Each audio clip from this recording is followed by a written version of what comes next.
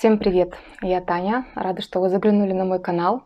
Сегодня будет 8-й эпизод за 2022 год, и поговорим сегодня в основном про все вязальное. Да, давайте начнем с того, что у меня почти готово. Это митинги, которые я вязала из пряжи Holst Garn Cost, это меринос и хлопок.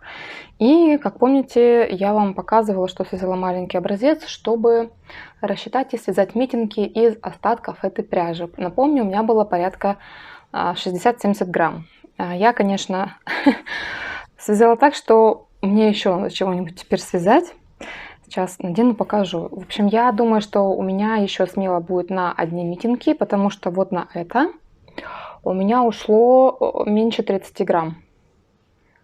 Да, и еще у меня чуть больше, чем 30 с чем-то, по-моему, 35 или 38, у меня еще есть моточек. Вот такой, так что, да, плохо будет видно. Черненький. Вернее, цвет этот называется, я не помню как. Уголь, чаркол, наверное. Чаркол. Так, митинги. Просто лицевой гладью. Снизу платочка на 2,5, потом на 2,75 основное полотно, опять платочка 2,5 и аналогично на пальчики. Делаю вот такого размера, мне удобно. Ну вот как раз, да, пальцы согнули, я даже не знаю, где тут видно показать. Не сильно будет перегибаться вот эта часть. Что я сделала? Из того, что я еще не делала, вообще я связала индийский клин. Вот это место. В общем, я буквально вот залезла в интернет, думаю, так, я понимаю, что это где-то с середины вяжется прибавками, и потом эти петли уходят на палец. Нашла где-то в одном месте, там какие-то дикие расчеты, сколько нужно петель, сколько нужно отнять, прибавить. Я пролистнула, думаю, нет, что-то я не готова, мне кажется, должно быть проще. Вы вяжете митинку, варежку, неважно, у вас есть 4 спицы, да, половина на этой спице, половина на этой. Так вот, если у нас идет левая рука и левый палец, то начало прибавок идет на вот этой спице. Не та спица, которая ближе к пальцу, а другая. И там нужно отступить сколько-то и вязать. То есть не из самых крайних лучше. Я сделала как? Я на вот этой спице, ну пусть она будет первая здесь при вязании. Вот у меня как раз хвостик. Первая спица, у меня на ней 10 петель, то есть всего 40. Я провязывала 8 петель, делала прибавку, оставшиеся 2 провязывала. И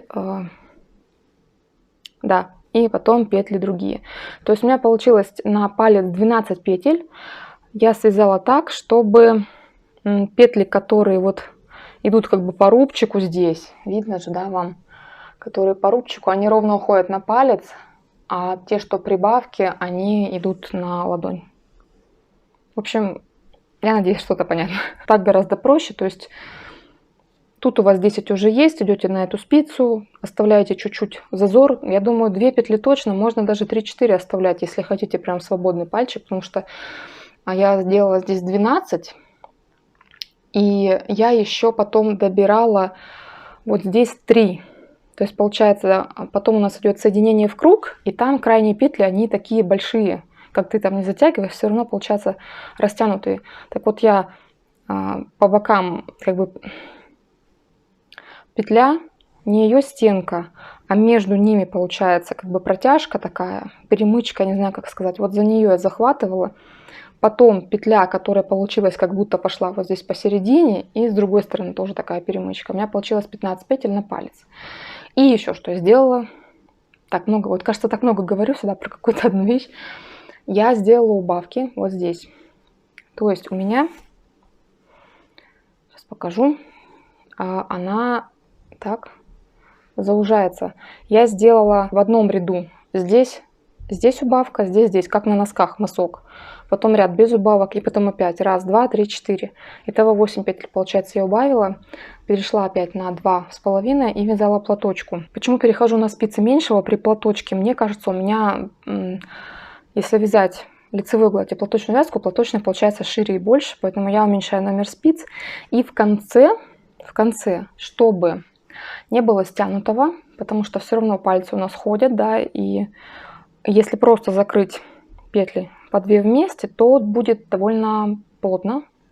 Поэтому я делала 3 петли закрыла, подняла из протяжки одну петлю, как бы дополнительную, сразу ее закрыла, и вот таким образом. Покажу потом поближе. Там получается как будто чуть-чуть маленькие дырочки такие, но это даст растяжение края. На пальце аналогично. Пальчик небольшой. В общем, так что я еще такие же свяжу Еве. Еве, наверное, свяжу чуть подлиннее. Класс. Давно у меня не было митинг. Прямо они были мне нужны, а я их все не вязала. Так, значит, дальше. Дальше жилет. Вы готовы? Я допустила конструкторскую ошибку. Да, правильно сказать. Расчеты были неверны. Итак, давайте покажу, что осталось, потому что главная интрига, хватит ли мне. Вот это желтый цвет. Вот это фиолетовый. Так, желтый пока уберу, фиолетовый в работе. Значит, я сшила, соединила все квадраты между собой. Так, выглядит это все вот так. На камере безумно яркий желтый. Он, конечно, не такой неоновый. Так, значит, то есть все квадраты соединены желтым цветом, все хорошо. Желтый — это все, что осталось. Следующий момент. Когда я все это примерно соединила на один шов, как бы, да, все болталось, половина была сшита, половина нет. Я поняла, что вот половинка, да, вот это плечо задумывалось. Так вот, если соединить плечо вот так, как бы оно маленько скошенное, да, у нас было, сейчас, секунду, вот так подразумевалось это, то место, которое останется у нас для проймы, то есть для руки, будет всего лишь в один вот этот квадрат. Вот это все. И это мало. Это мало даже Еве, а мне и подавно. То есть рука туда, конечно, пролезет. Может, даже в какой-то рубашке, блузке. Но когда ты опустишь руку вот так, то будет труба. Так что я стала думать, что же делать дальше. И нужно было как-то плечо это расширить в верхней части. Получается, нужно было что-то сделать. То есть здесь не вариант что-то сделать больше пройму как бы вниз, потому что здесь посередине у нас получается вот такой квадрат. Мы его не разрежем никак. Так, что оставалось? Я подумала, что тогда нам нужно сделать дополнительный треугольник вот сюда. И вот этот черновой вариант, это просто я, так сказать, приметала, чтобы показать. То есть это у меня даже неправильно какой-то связанный первый треугольник. И я подозреваю, что я буду делать вот это место на плече просто фиолетовым цветом, потому что у меня его больше. А если делать также что-то полосатое, вот такой или даже вот такой, где больше фиолетового, мне не хватит пряжи. Вот, значит, треугольник, который у нас вот таким образом вписывается в плечо. Вот. То есть в итоге плечо, середина проходит вот здесь. Вот таким образом это все будет висеть. И мне кажется, если сделать фиолетовым, просто будет даже очень ничего. Но меньше будет бросаться в глаза и будет казаться, что вот желтым заканчивается. И, соответственно, пройма у нас уже, какая получается большая и красивая. План таков. А что по остаткам пряжи? Желтого безумно мало. И я думаю, что я вот этим желтым пройду горловину хотя бы на раз столбиком без накида. Хотя бы на раз.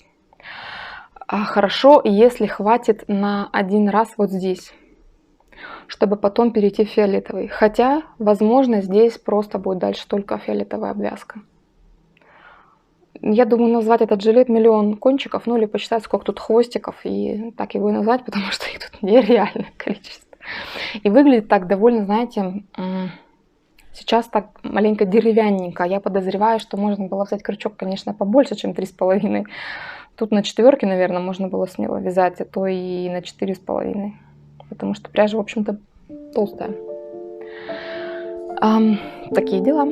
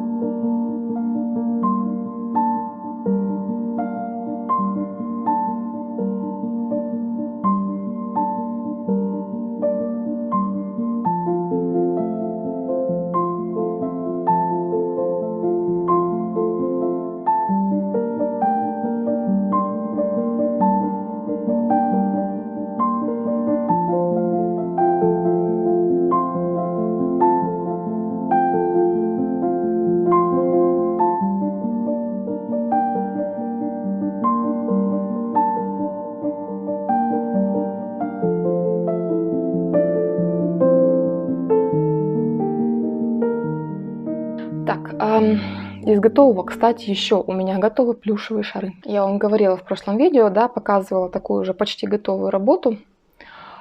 Вот такие шарики у меня готовы. Они маленько чуть-чуть все разные, потому что первый у меня был такой образец, это был вот этот розовый. И здесь я последние петли закрыла немножко не так, как все остальные, за счет чего он сверху маленько приплюснутый. Вот, я взяла золотой такой шнурочек, бусину белую одну, которую я вам показывала в прошлом тоже ролике, и просто закрепила так, чтобы эта бусина маленько прижимала. В общем, такой шар. Потом был вот такой шар, я не помню, мне кажется, я сиреневый вам показывала как раз. Он вот у нас участвует в мастер-классе. Мастер-класс уже снят, ну, такой простенький, может быть, для ребятишек, кто захочет себе связать что-то такое в комнату, красить. В общем, просто шарик, но здесь уже, видите, я сделала шапочку бусины, поставила и бусинкой красивой сверху закрепила. То есть она вот так двигается здесь, но она не слетит. Такой шарик и вот такой голубой. Аналогично, только здесь нитка вышла короче, тоже шапочка, но другая, и бусинка. Но бусинка вот тут ходит, поэтому сверху узелочек. По-другому я вставляла. Шнур вот этот золотой, он довольно толстый. Ну как, он, наверное, миллиметровый, но нужно протащить две таких нитки через одну бусинку. Я тоненький очень крючок использовала, но маленько было вариант какой-то. Я даже запортачила, потому что плохо пролазит, и крючок сдирает эту золотинку. Там внутри в золотинке еще какая-то хлопковая штука, и оно расползается, в общем, некрасиво. Вот такие пухляши готовы. Дальше ко мне приехала книга. Вязальная книга. Значит, это издательство Миф, продолжение серии Гарри Поттер, и это магия вязания крючком. Вот такая она прекрасная толстенькая книжка. Эта серия у меня есть вязание спицами, это вязание крючком, и, по-моему, там в планах, если я правильно помню, это амигуруми. Дальнейшая книжка, по-моему, там героев как раз будут вязать. Вот, пролистала. В общем, по качеству все прекрасно, все чудесно. Здесь есть игрушки, есть одежда. Конечно же, вязание крючком, где возможен, тут есть схемы, но как вяжут все англоязычные дамы, да, это в основном текстовое описание, поэтому прекрасный Добби. Добби, кстати, клевый очень. Прям один в один. Вот, кот. Ева положила, конечно же, глаз на кота. Ну, пусть сама и вяжет. Нет, еще, да-да-да, еще шляпа, распределяющая шляпа. Буду делать обзор этой книги. Появится он на канале «Начни вязать», скорее всего, в начале ноября. И там издательство даст промокод, будут скидки, так что, в общем, не пропустите. Я, конечно, еще в сообществе все это продублирую, когда что появится. Немножко отвлечемся от вязания. Я с вами поделюсь, как я сходила на мастер-класс по вышивке броши бисером. Помните, да, я вам в прошлом видео рассказывала. У меня есть мое прекрасное блестящее чудо. Я хочу что сначала сказать. Я давно не посещала никакие мастер-классы, не выходила в люди, так сказать. Мне очень хотелось вот попасть в атмосферу творчества, с кем-то посидеть вместе, кто тоже с тобой на одной волне, поговорить. Вот такое. Было немножко жалко, что когда я пришла, оказалось, что у нас будет всего трое: мастер, я и еще одна девушка. Девушка дошивала уже брошь, которую они делали, получается, это был корпоративный мастер-класс где-то, да, проводили, и мы потом, она вот просто приехала ее дошить, и я, и все, больше никого не было. Но, может быть, было и хорошо, потому что как бы спокойно, места много, бусин много, выбирай, что хочешь. Вот. А я решила делать перо. Заранее скидывали мастеру, какая цветовая гамма и что хочется вышить. Ну, я решила, что это будет перышко. И вот, значит, мы начали потихонечку работу. Я просто кайфовала. Вы не поверите, я такой кайф словила от вот этой работы, от этого времени. Я почти там 5 часов, 4 точно я там часа просидела. Это просто невероятно. Все это блестит, все сверкает. Какая-то моя внутренняя сорока, которую я вот так-то вроде, в общем-то, вроде как не сорока, и у меня такого там чего-то блестящего, яркого, в общем-то, нет. по-моему. Мне так кажется, во всяком случае. Но тут просто вылезла какая-то сорока 80-го уровня, и я перебирала все эти бусинки, все эти стразики и просто балдела. В общем, я ушла вот с такой улыбкой до ушей оттуда. И то, что я сделала, конечно, вот оно такое вышло прям сорочье. Я потом уже смотрю и думаю: Таня, тут можно было вот однотонно что-то сделать, тут вот так вот подправить, потому что, ну, издалека форма угадывается, что это перо. Но больно уж оно пестрое.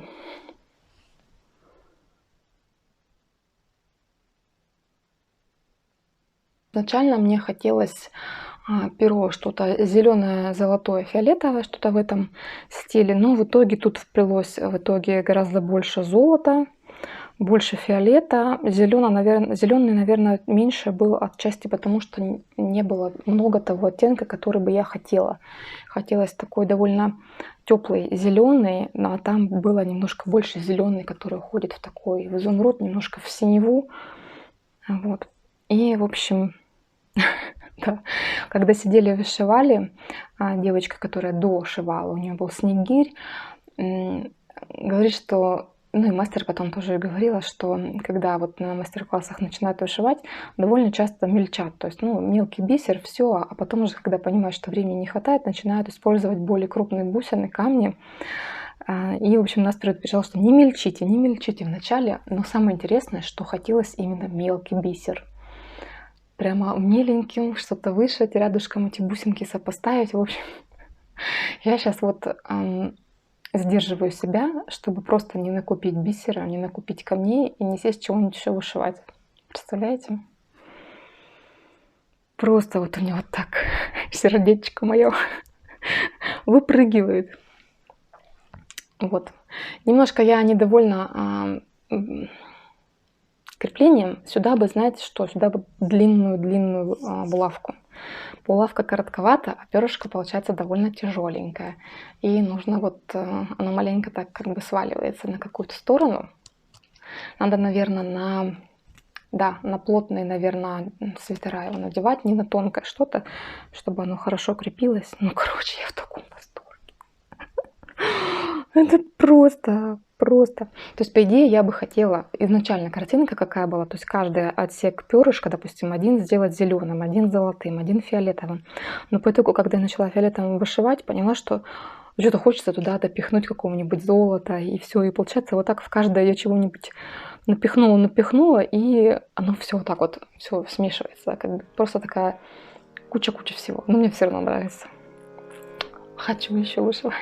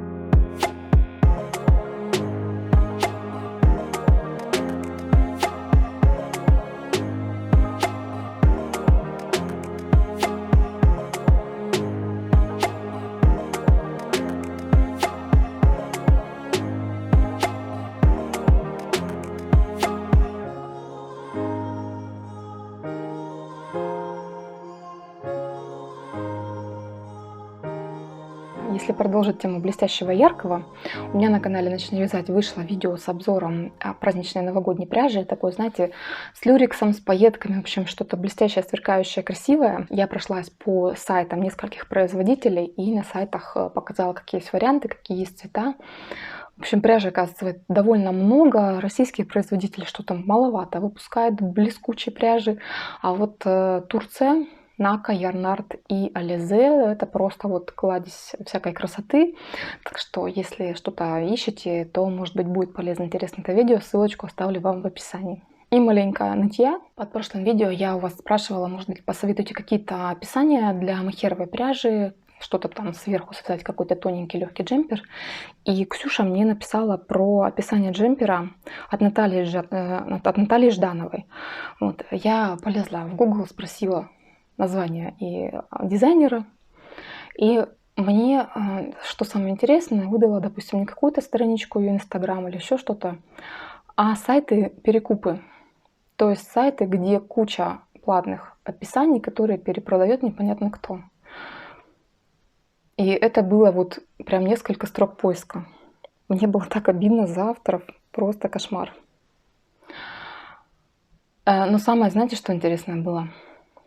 Что на одном каком-то сайте написано, что, ну, из разряда, да, примерно, я там точно не процитирую, что автор дизайна может к ним обратиться, и они удалят, но автор должен доказать, что это его дизайн. То есть прислать там какие-то, я не знаю что, исходники или еще что-то, и доказать, что ты владелец вот этого, а не тот, кто выложил это на сайт. Это вообще такой бред. Я просто была в шоке, но, насколько я помню, у Натальи Ждановой был Инстаграм, наверняка она там продает через Инстаграм, но в Инстаграме я не хожу, да. Так что спасибо огромное за рекомендацию.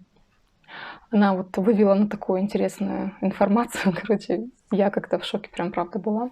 Я знаю, что такое есть давно, и так делают давно разные люди, но чтобы убрали твой дизайн, ты должен доказать что-то там кому-то, какому-то нечистому на руку человеку что-то доказывать. В общем, я в шоке. Ладно, а с этим все. А что второе? А второе маленько тоже расстройство. Когда я искала пряжу, которую показать в видео на «Начни вязать», праздничную пряжу, мне приходилось иногда заходить все равно на Кудель, потому что, что самое интересное, у российской пряжи на их сайтах не вся палитра представлена. Я не знаю, почему так. На Пехорке, допустим, я смотрела, что-то там какая-то льняная пряжа, я не помню, со льном что-то. Она такая, не то чтобы она там яркая, блестящая, но она такая красивая, все равно с блеском.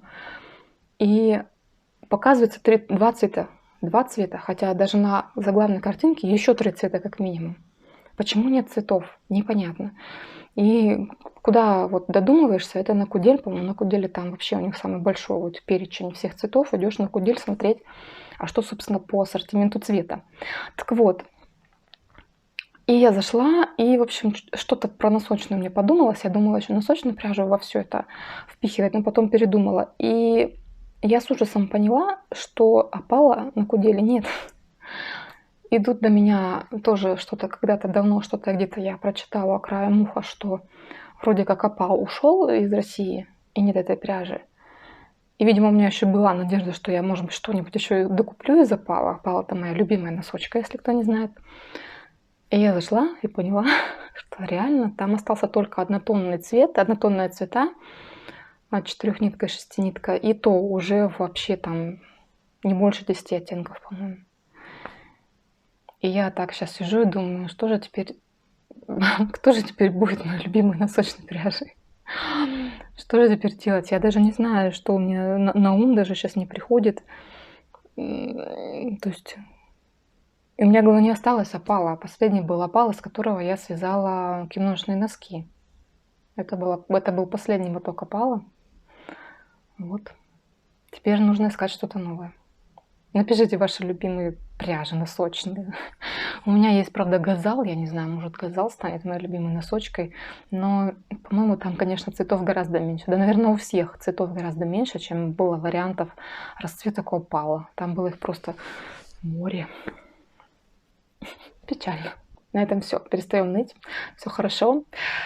Я буду с вами прощаться. Надеюсь, что в следующем видео я вам покажу уже готовый жилет. Во всяком случае, хочется надеяться. Я снимаю это видео через неделю после прошлого. То есть у меня такими темпами я, наверное, каждую неделю, что ли, буду снимать, я не знаю. Но пока у меня такой очень боевой заряд, и хочется делиться. Хотя готовых процессов у меня вроде как не особо много. Ну, хотя за неделю, да, у меня тут шарики, у меня митинги, почти готовый жилет. Неплохо. Я обычно не вяжу так много для тех, кто новенький. Я обычно такой долговяз. Вязать долго, потихоньку, откладывая. Это про меня. Ладно, на этом все. Надеюсь, скоро увидимся в новом ролике. Спасибо вам огромное за просмотр. Жду вас в комментариях с рекомендациями, с отзывами, в общем, с чем-нибудь. Жду вас в комментариях, там поболтаем. Всем пока!